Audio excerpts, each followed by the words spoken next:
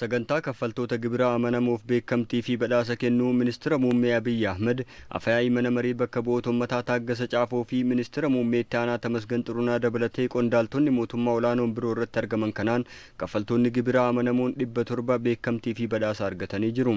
Galii fi hanga taaksii Itoophiyaa waggaa waggaan dhibbentaa tokkoon guddisuudhaaf karoorri qabame raawwii bara 2017tiin milkaa'eeraa kan jedhan ministeerri muummee Abiy Ahmed dameen dhuunfaa bu'aa argatu caalaa itti gaafatamummaa hawaasaa bahachuu irratti xiyyeeffachuu qabaa jedhanii jiru.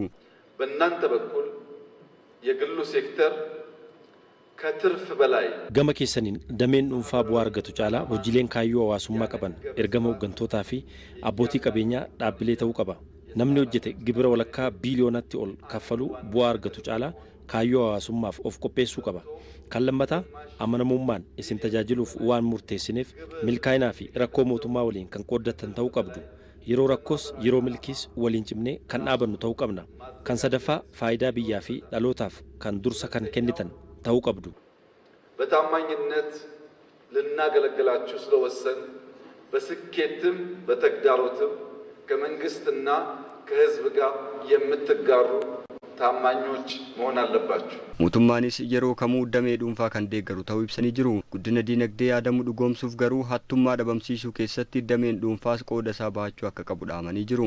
ከሞላ ጎደል ሲስተም በማዘመን ሌብነት ለመቀነስ ጥረት ያደረግን ቢሆንም gama keenyaan hanga danda'ameen sirna ammayyeessuudhaan hattummaa hir'isuuf tattaaffii taasisaa kan jiru ta'us ammas hattummaan akka baduuf dameen dhuunfaa tumsuu qaba.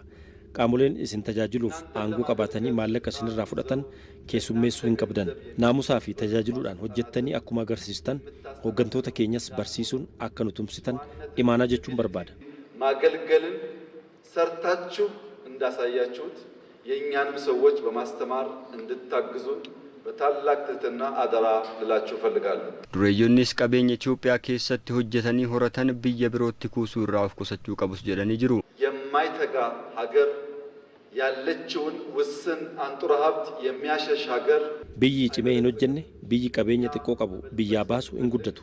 Nuti guddachuu waan barbaannuuf hattummaa kan balaaleffannu, qabeenya biyyaa baasuu kan jibbinu, hojii jibbuu kan balaaleffannu ta'uu cimnee hojjennee ijoollee keenya biyya badhaatti dhaalchisuuf waloon akka dhaabbannu imaanaa jecha Itoophiyaan tattaaffii guddachuuf taasiftu keessatti gufuuwwan ishee mudatan mootummaan akka carraa gaariitti kan fudhatu ta'a.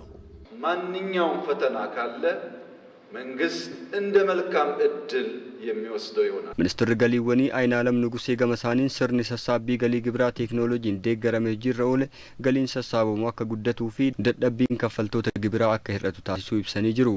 በተቋማችንና በኢንሳ አማካኝነት dhaabbilee keenyaa fi bulchiinsa odeeffannoo nageenyaatiin kan misoome sirni nagahee elektirooniksii gama tokkoon dadhabbii kaffaltoota gibiraa ni xiqqeessa. Gama keenyaan ammoo dandeettii taaksii kallattiin walitti qabu kan guddisuudha. Bifuma wal fakkaatunis gama gumurukaanis teeknooloojiiwwan dijitaalaa 5 ol har'a eebbisiisnee jirra. Teeknooloojiiwwan kunneenis gama kontiroobaandii ittisuu fi geejjiba fooyyessuutiin gahee olaanaa kan qabanidha. Sagantaa beekamtii fi badhaasaa kaffaltoota gibiraa amanamoo torbaffaa kanaan dhaabbileen 105 badhaasa pilaatiiniyemii, dhaabbileen 245 badhaasa warqii, dhaabbileen 350 kan ta'an immoo badhaasa naasaa argatanii jiru. Dhaabbileen 30 immoo badhaasa addaatiin beekamtii argataniiru.